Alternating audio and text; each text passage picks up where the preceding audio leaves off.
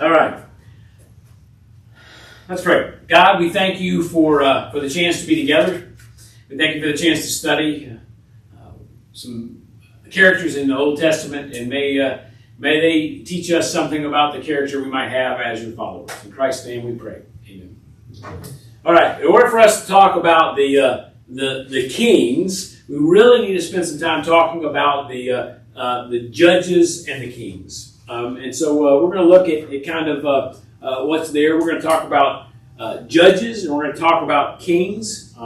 It's really helpful. There's a thing called the period of judges, and the period of judges begins after the death of a guy named Joshua in the Bible in the early 14th century, and continues until Saul is crowned king of Israel by the prophet Samuel in 1051 BC. So that's kind of the age, the era that we're talking about here with this thing. And so the judges, this period of judges, was an important time to kind of as a precursor to understanding the kings. Judges were deliverers, the kind of superheroes of their day. They weren't kings. They didn't rule over all the tribes or even one of the single tribes of Israel. They kind of were the ones who kind of did some important things to make life in those villages kind of go. We find that the story of this specifically in the book of Judges, obviously, which spans the time between Samuel and the monarchy, and so it kind of goes there. It mentions 12 leaders. Some of you were talking about the funny names. Here's some good names for you: Othniel, Ehud, Shamgar, Deborah, who's the only female of judges there, Gideon, Tolar, Jair, Japhath, Ibzan, Elon, Abdon, and Samson. Now, you probably know some of those names from the Bible stories, but you probably don't know a lot of those names. And those are not the entirety of the judges. They're just kind of the ones that they're highlighted and told in the story of Judges. The Hebrew word for judge is the word shofet. And that's an important word because our English translation of the word judge is a little bit misleading because it implies those who sit in judgment on others. And it's not necessarily true of a shofet. Some did indeed judge, but some did not. The term shofet implies more than a judge, a decision maker. It implies kind of a leader as well. They were kind of a political leader of the community of the thing. They didn't have the same authority or power that a king did, but they were important. The shofet, and for Judaism, they would call the period of judges the shofetim. Just so you get that, they were kind of military leaders. They were kind of the chieftain of a tribe, and they helped kind of encourage and gather military forces to fight. It's kind of more like a feudal kind of a system, almost beginning of things. I likened it this morning to kind of William Wallace and kind of the stories they have of Braveheart. Kind of he didn't have any authority, he didn't have any position, but he kind of became the strongest fighter and the encourager, and he kind of drew people around him, and people wanted to be a part of his army. He didn't make them do it; they just wanted to do that, and they wanted to fight. And it's kind of what a judge or a shofet did, and so they were there to kind of protect the tribe from the enemies around them, whether it was another tribe of Israel or somebody from outside of the people of God. And so they were the local leader. Sometimes that was kind of. They understood it was kind of chosen by God for that role. Sometimes it was chosen by the people. They would look to this person. They would be like, oh, wow, this person is kind of our strongest fighter. They'll kind of be our judge or shofet. And sometimes the person kind of took the mantle of leadership upon themselves, and they decided to do that all on their own.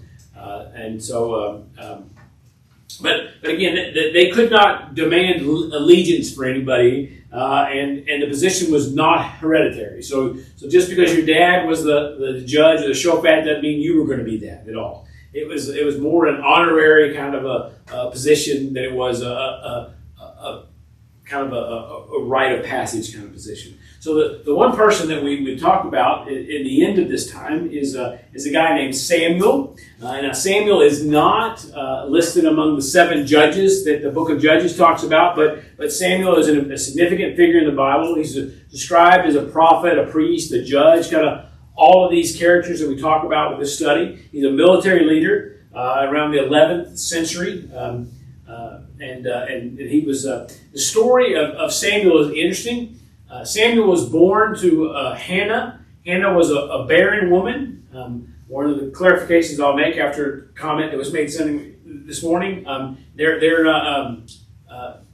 was married, but she was never able to have kids. So it wasn't. Somebody asked, "Is that like the first immaculate conception?" I was like, no, it's none of that. It was just she couldn't have kids, and so she prayed to God to have kids, and told God if God would bless her with children, that she would dedicate that son to God. And so Samuel was born to Hannah, and Hannah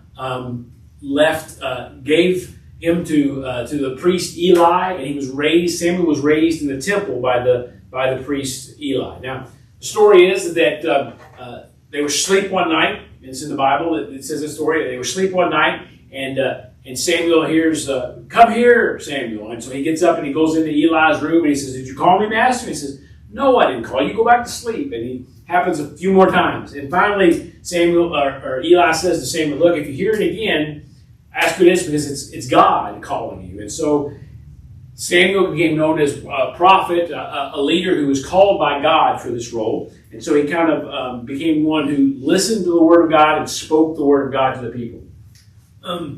He was a faithful leader of the Israelites, and he led them to some victories over their enemies and did nothing. He's also becomes a key figure in the transition to the monarchy, so the transition to the time of kings.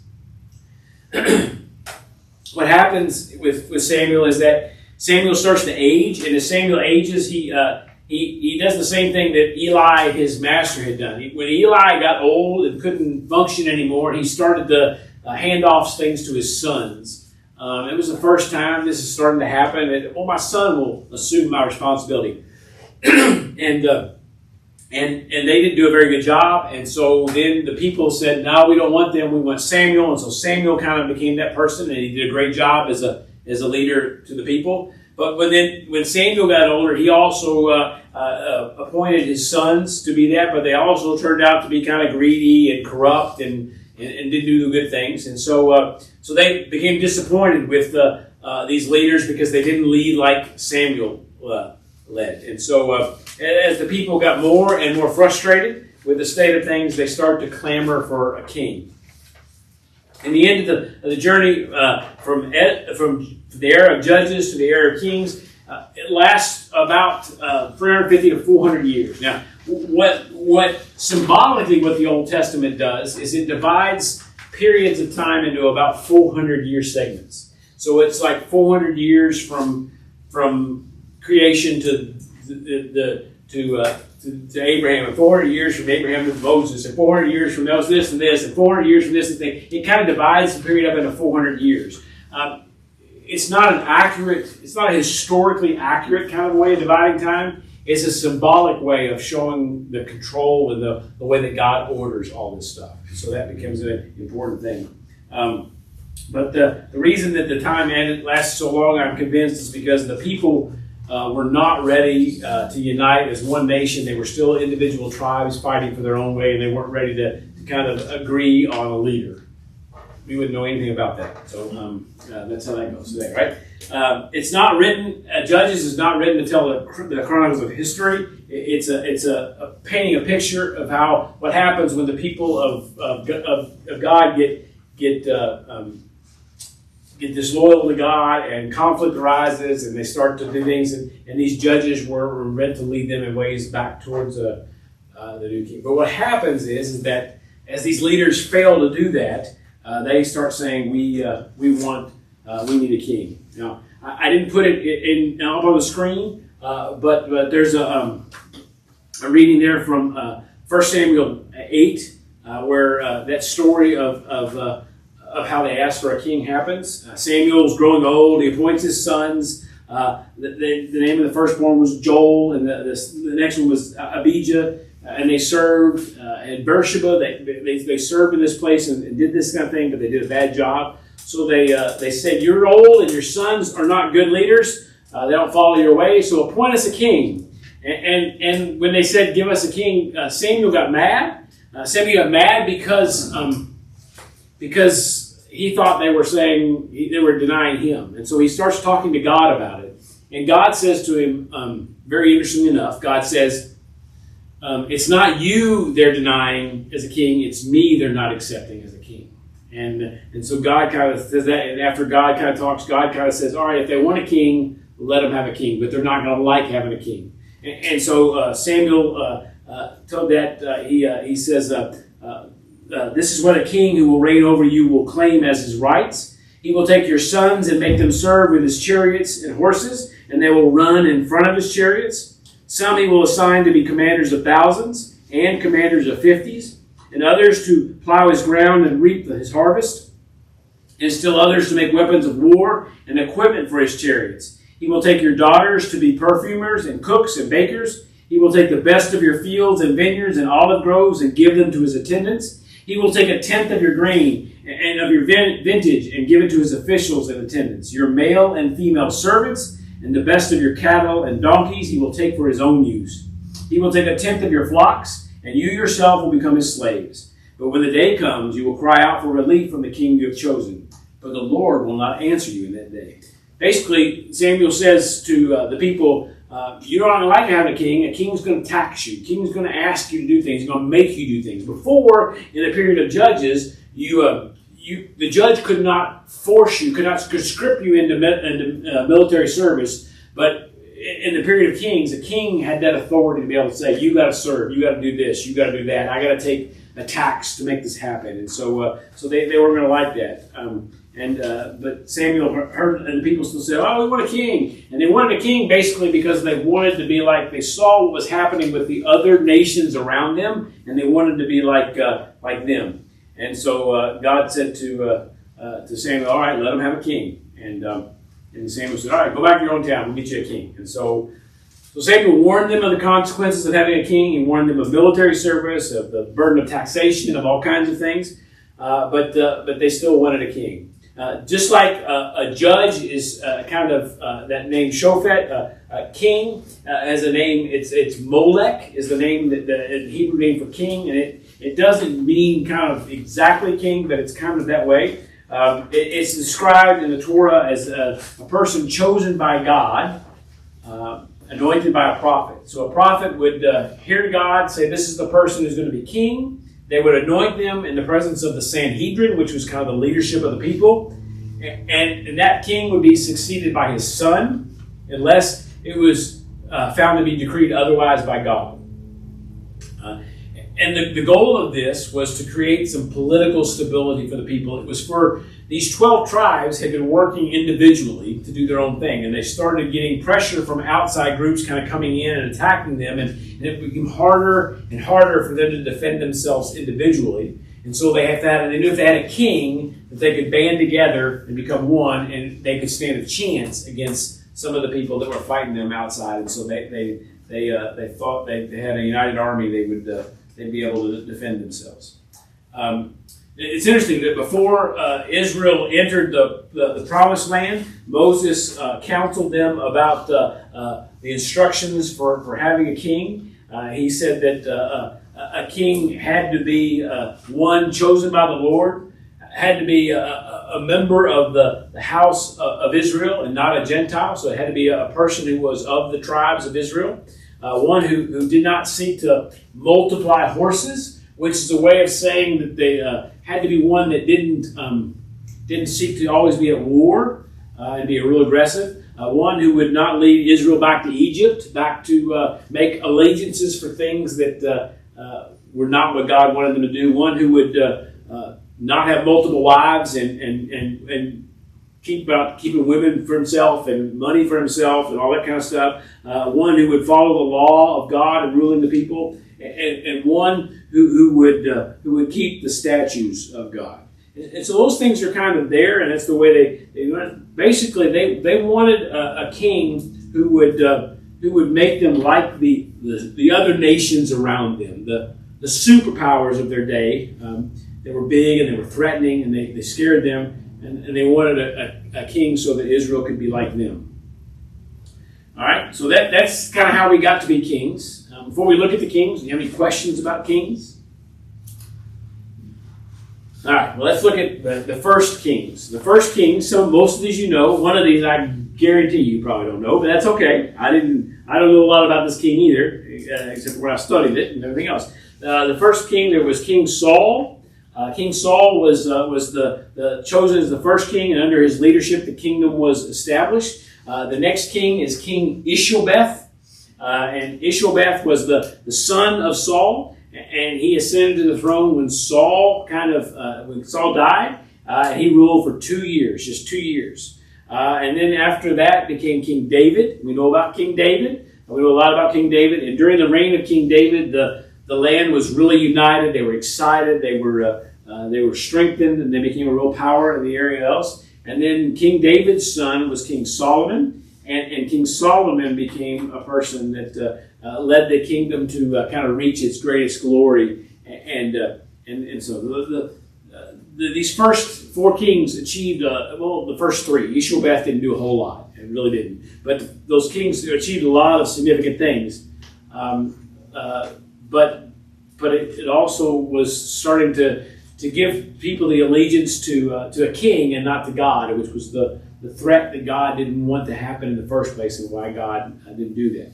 So when these kings died, when these kings were gone and the reign was over, one of the things I say is, if you know who the Judds are, Winona and Naomi Judd, who sang, they had a song out. They used to say, and there was a line there that said, Solomon, he was pretty wise. Bathsheba, she sure caught his eye. No. Bathsheba was his daddy's wife, not his. So just understand that there's a difference there. And we need to. Somebody said this morning that didn't fit in the song. It didn't rhyme right. So anyway, but we don't always understand that story. But it's an important story. So these kingdoms after this went into a time of division, into a north and a south kingdom. Yes. Do we know the process for Saul, how he became the first king? He was the one that God told Samuel, the prophet, to anoint Saul as the first king. So God chose Saul to be the king. Saul was kind of already assuming some leadership role in the community and doing some things, but he was identified as someone who would, and he did great things. Now, the interesting thing is that what happens, I think, later in this story is that David was kind of a threat to Saul, because it says that Saul killed thousands, David killed tens of thousands. And so David his lore kind of grew, and his fame kind of grew, and people start to do everything else, and they began to really kind of talk about that things. And so when Ishelbeth became king, for those 2 years, the people were they wanted David. They didn't want him. So that kind of, he was a threat to all that stuff, which kind of comes back again in the rest of the story. So this division happened approximately around 975 BC. It's after the death of Solomon. He kind of comes over, and shortly thereafter, a schism kind of takes place between the 2 kingdoms, a northern kingdom and a southern kingdom, and Rehoboam is named as king in the southern. He's king of the United Kingdom. He's king of both kingdoms, and he was Solomon's son. He was anointed and ruled over that, and he did that. But he also became kind of his name means the people are enlarged, and I don't think it meant they got fat. I think it meant that the nation grew as a people. They began to grow in numbers and stuff like that. So Rehoboam reigned for 17 years and was succeeded by his son, Abijah. But what happened during Rehoboam's leadership was that he became real harsh in policies toward the northern part of the kingdom, the northern tribes. and he started to impose unbearable kind of labor demands on the northern tribes, and they began to kind of revolt against him. So all the two southern tribes are Judah and Benjamin, and they accept him as their king, but the 10 tribes in the north revolt him. This is what he said to the people. He said, my father made your yoke heavy, but I will add to your yoke. My father chastised you with whips, but I will chastise you with scorpions. He was doubling down on this. And the story behind it is that what happened is that he went up north to kind of start to talk to the people about how he was going to lead. And he asked his advisors what he should do and how he should treat them. The people of the north were upset because that Solomon was dead. And so they asked for some time to grieve. And he asked his advisors, what should he do? Should he give them the time or not? And the older advisors said, yes, give them some space, let them do this. But the younger advisors said, no, be harsh with them. And so he decided to accept the advice of the younger advisors, was harsh with them, and they rejected him, and they eventually seceded from the southern tribes, those two southern tribes. So the 10 tribes of the north became a separate one. So Rehoboam was crowned a king of a united monarchy in Jerusalem, and was led to not didn't lead so well, and so the people revolted against him, and so the kingdom divided north and south, and so it became a big thing. So as a part of the rebellion, the people became known in the kingdom of Israel. The southern kingdom is known as the kingdom of Judah, and the northern kingdom is known as the kingdom of Israel, or the northern kingdom. It's also referred to as Ephraim, particularly by the prophets, because Ephraim was the tribe that was the power in the northern of all the 10 northern tribes, and so they became kind of important for there. In Advent, in just a couple of weeks, we'll enter Advent. Believe it or not, it's almost here, and we will read some of the Old Testament prophecies about the coming of the Messiah, the birth of Jesus, and sometimes they'll say they'll talk about Judah, they'll talk about Ephraim, and those are prophets that were writing for the southern kingdom, and then the other ones that'll talk about Israel, and those are prophets that are writing about northern kingdom stuff, and so. You can tell by the language they use and the way they call the people what tribe they were from. And so we know some of that as we read through, as we'll study the prophets, we'll hear some of that as a way of doing that. So so they became a kind of important thing. The northern kingdom was, I said, composed of those 10 other tribes. And the people proclaimed their king to be a guy named Jeroboam. So we have Rehoboam and Jeroboam. So good names again. I tell you what, they weren't very creative. They kind of did that thing. And his name means "May the people contend." His name was there because I think it means that because he's trying to, as he rules over the northern kingdom, is kind of trying to lay claim to being responsible for the people contending for their own kind of place. Jeroboam was an Ephraimite. He was of the tribe of Ephraim, which is the strongest tribe. He was a great military leader. He'd been the military leader under King Solomon's reign, and he was rewarded for his accomplishments because he did great things. But Solomon got a little nervous that maybe he was getting too powerful. Now think back what I just said earlier. Solomon's dad, David, was a great military leader under Saul's leadership. And Saul did not banish David. And eventually David assumed leadership over Saul's son and became king. Was chosen by God, according to the prophet's thing, to be king. So now Solomon is looking and thinking, all right, we've got this military leader that is kind of gaining power. If I don't get rid of this guy, he's gonna overthrow, and my son's not going to be able to be king. So what happens is that he runs away from him because he knows what's going to happen, and he flees to Egypt. But a prophet tells him at one point, one day you're going to be the ruler of the tribes to the north, and that's what happens. So that's that. They kind of became Jeroboam and Rehoboam, and those two led the north and the south as they divided. So Jeroboam was followed by a series of kings over the next 200 years, in both the northern kings and the southern kings, and we'll look at who those were in just a minute. The criteria established, the things that they were supposed to follow, the ways of God they were supposed to follow was largely ignored. They didn't do that. And so they began to kind of reap the results of kind of being disloyal to God. They started not having things go their way. Jeroboam, for example, was picked because of his military power, but he was not a very religious person, faithful to God. He established a state religion of idolatrous worship, and they kind of became more and more wicked. And that, as the prophets would say, that's what contributed to their downfall.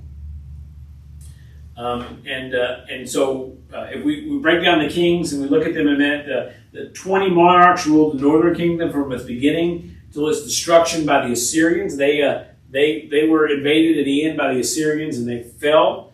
5 different family dynasties were set up in the northern kingdom. But every dynasty, every king that was there was very short-lived. They were either all were ended by assassination or violence. 7 monarchs were murdered, and 1 of them committed suicide. So it was not a very positive experience to be a king in the northern kingdom. The southern kingdom was ruled by a Davidic dynasty. He was the king of David. That's my look there, and he became known, and that became known as Judah, the area. And the capital of that was Jerusalem. That was the capital of the southern kingdom. Judah was conquered about the same time in 586 BC. So about the same time as the Assyrians did the north, the Babylonians did the southern kingdom under Nebuchadnezzar. Maybe a name we know from some of the biblical stories of Daniel and all that kind of stuff. The people were exiled, and Jerusalem was kind of sacked and destroyed, and the temple was destroyed, and the kingdom of Israel and Judah were both kind of destroyed and kind of they kind of became they ceased to exist. Now, what happens is these kings, they led for a period, and they ruled for a period, but at the end they made arrangements with other kingdoms to kind of protect them and kind of be their partners. And the other kingdoms would see benefits to kind of ruling over them rather than having them as partners and equals. And so sometimes what would happen in the stories of the kings is that I'd marry so-and-so's daughter from this kingdom, and I'd make an allegiance for them to kind of protect them. But then that kingdom would decide, well, I can kind of have my way with these people, and they would do that. And so then I'd make an arrangement with another kingdom to kind of come in and defeat this kingdom, run them out of there with the idea that they're going to give us freedom. But then they would say, well, why would we give up all this these people in this kind of area? And so they would kind of run over them too. And so that kind of came back and forth over and over and over again. And so the kings were political. Some were good, some were bad, and sometimes you can find lists if you study some of the stuff and you read books. You can find lists of good kings and bad kings. But what's true of kings in the Old Testament is true of all political figures, even to our day. I think there's good in some and bad in some, and usually you have to decide whichever political figure you want to support. That where does the good outweigh the bad? That's kind of how that goes, and that's kind of how the kings went. They were not all good or all bad. They just they kind of were they kind of stressed all that kind of stuff, and they kind of did some good things and some bad things, and some of them did more good than others, and some of them did more bad than others. But the kingdom of Israel kind of grew, and the kingdom of Judah kind of grew and fell in that regard. All right. So I've given you. Whoops. Let me go back there. Stop that. Anyway, we had the the look of in your list, in your book, you've got the list of Israel, of the southern kingdom's kings, and you want some good names. You can find some good names there. Jeroboam the first, which means there was a Jeroboam the second, as we'll see down the list if you look down there. There's names like Zimri and Omri and Ahab and Ahaziah and all these kind of things. Jeroboam the second, Zechariah, Menahem. It's just weird names. And the thing about biblical names that I'll tell you is that what my seminary professor once told me was if you run across a name in your reading and you don't know what to say, just read it, because we have some of us have more educated guesses than others, but most of our pronunciations are kind of best guesses on how we do this because it's written in a dead language, especially Old Testament stuff. Old Testament Hebrew is not the same thing as modern Hebrew. It's not. I studied Old Testament Hebrew when I was in seminary, so I could read the Bible at the time in Hebrew. I can't no longer do that. It's been 30 years. I don't remember that well. I didn't keep practicing it. But even when I could read ancient Hebrew, but I could not go over to Israel and speak Hebrew to someone who was a native speaker over there today. It's not the same language. The vocabulary is not even the same. And so you have to figure that out. And so it's these names all mean something, but they're anything else. Then the other list on the other page is the Judah or the Northern Kingdom's kings, and they go through their kind of thing from Rehoboam on down through all of these names. And so you see all of these kings. The thing about this list of kings is that it is not meant to give you just a chronological list of history. One of the things that happens with history in the Old Testament especially, but throughout the Bible, is that it's meant to show how things happen in real life and show the passage of time. The story I always tell is like in the Gospels, there's gospel stories they'll say, and then Jesus went to the other side of the lake and he did this, and then Jesus went to the other side of the lake and he did this. It wasn't that this happened on Tuesday and then he went to the other side of the lake and that happened on Wednesday. But all that is meant to show that it happened in a different location and it included a passage of time. It's not meant to be literal. It's meant to show us a passage of time. The same thing with some of these kings. It's not meant to show us a literal history of what happened. It's meant to show us kind of this is happening in the course of history. Now, we have some extra biblical kind of material history that kind of can place some of these kings, but not all of them in history. And so we kind of talk about them that way. But they all kind of are meant to show us kind of some good things and some bad things that happen as the people of God as they tried to find leadership. Somebody asked this morning, why did God not just say, well, you tried this king, now it wasn't a good idea, now do it again? I don't think that was the way that was ever going to happen. I don't think that they were ever going to turn it back on that, because they still wanted a king. They still thought if they could get the right king, it'd be all right. Much like, sometimes we think if we can get the right leader, everything will be all right. They kind of thought the same kind of thing, and so they kind of worked to do that, and they kept thinking, well, this guy's going to be better. This guy's going to be better, and they would disappoint them, and they would pick somebody else. All these kings, some of them ruled for many, many years, decades. Some of them ruled for a year, a couple months. Some of them ruled for days.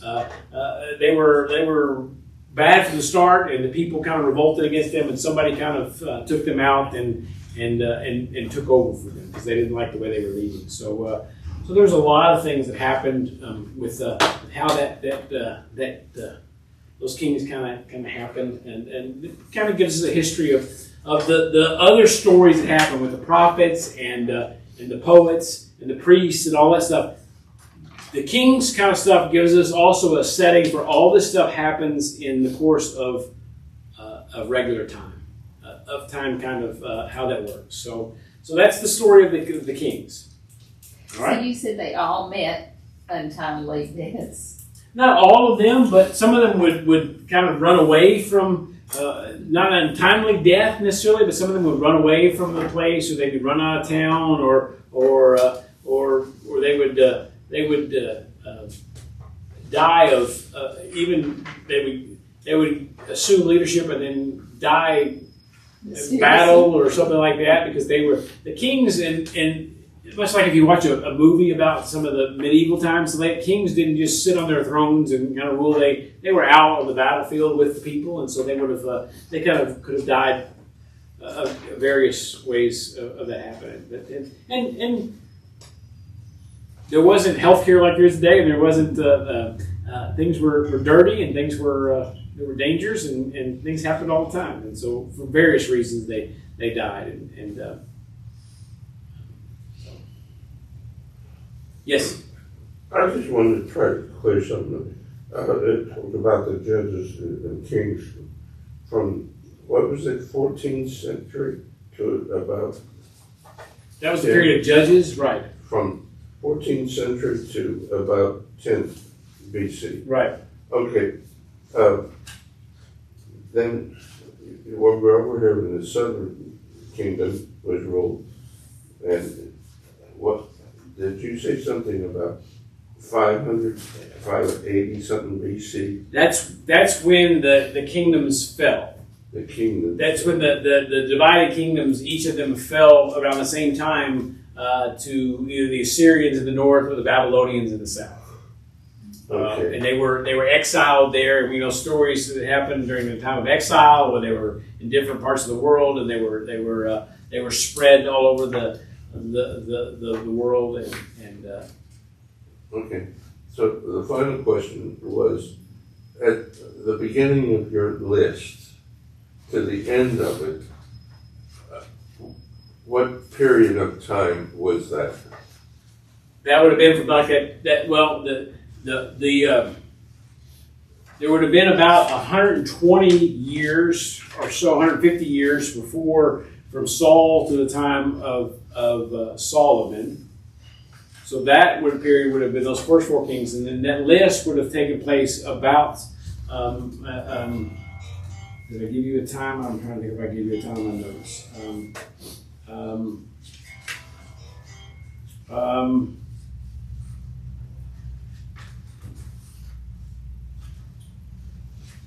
About 975 it happened.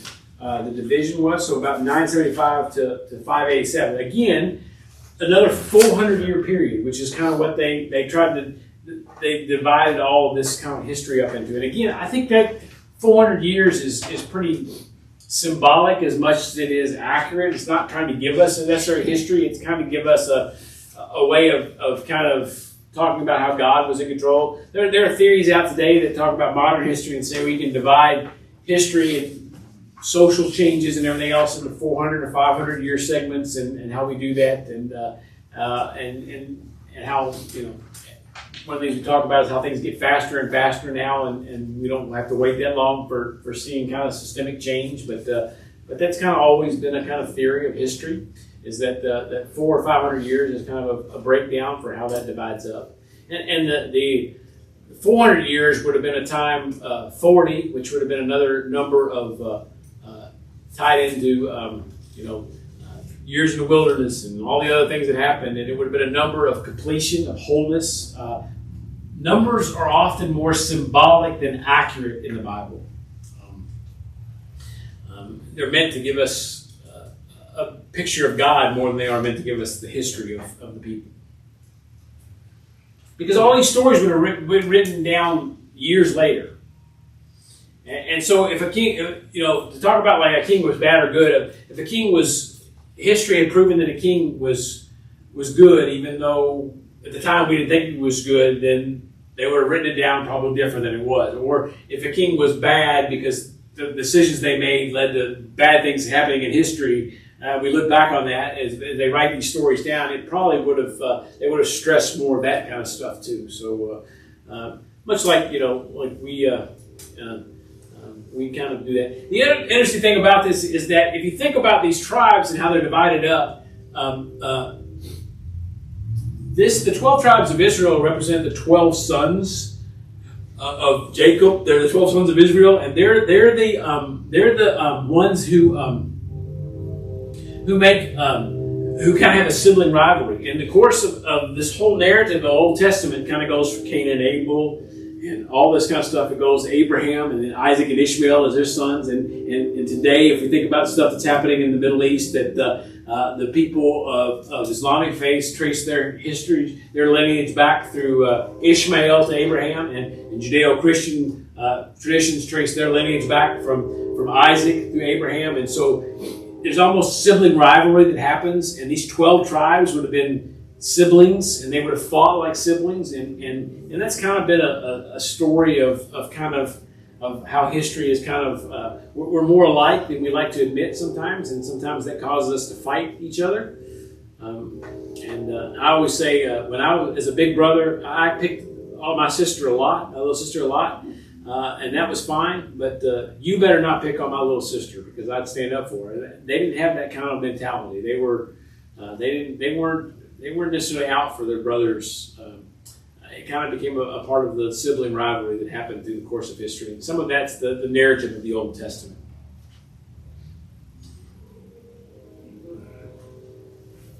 Will you be covering the next 400 years to the birth of Christ? Well, the lineage of the story of the prophets and the priests and the poets, they lead us through the rest of the Old Testament. Some of them are centered around some of these kings in some of the same years. Yeah, it has some of those same narratives. The story is that this happened, and this kingdoms fell, and then there's a period where we have this kind of silence that happens, what we call, biblical scholars call the intertestamental period, the period that goes between Old Testament and New Testament. And this theory was always the Jewish theory was always that God was silent during these years.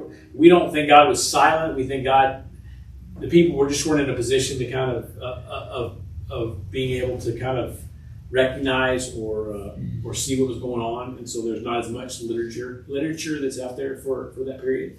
But yeah, we'll the rest of the story of the Old Testament will kind of give us some kind of more look at kind of stuff. They overlap because the prophets were working at the same time the priests were, at the same time the poets were, at the same time the kings were ruling. But there's some things that kind of lead us down the rest of the story.